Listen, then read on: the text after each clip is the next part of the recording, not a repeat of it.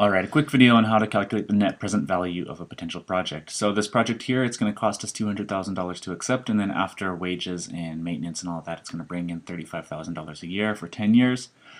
No salvage value in this case. We're going to say that you can't even sell this backhoe for scrap metal or anything like that. We have a minimum acceptable rate of return of 12%. So yeah, what's the net present value of this project? Well, first of all, notice that all of the annual cash flows are the same. So we can use this formula here from the last video.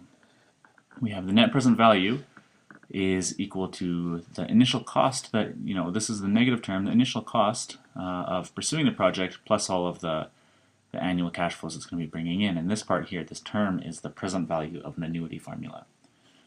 Okay, so let's go ahead and see if this is going to give us our minimum acceptable rate of return. So our net present value is equal to, we have negative 200,000, right? This is how much it cost us to pursue the project. Negative 200,000 plus, well, our annuity is 35,000. 35,000 times all this stuff. We have 1 minus, we're just going to combine this. This will be 1.12, right? And this is to the power of negative 10. And this is all over 0.12. Okay, so if you punch this in your calculator, we're going to get our net present value is equal to negative 200,000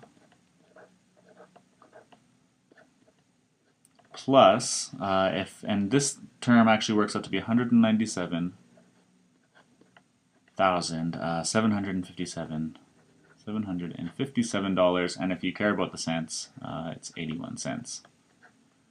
Okay, so this obviously is going to be a negative number because negative 200,000 plus 197,000, we're going to get our net present value.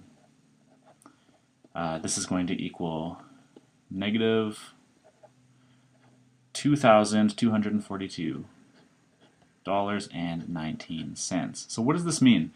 This means that our net present value is negative. It's below zero, so we should reject this project. But why should we do that? Well, that actually means we're not actually going to lose money on this project. We're just not going to make that 12% back. It turns out that the rate of return that we're going to be getting is actually just less than 12%. It's closer. It turns out in this case, it turns out to be somewhere more like 11.7 or something like that. But according to your company, minimum acceptable rate of return is 12%, so you would reject this project.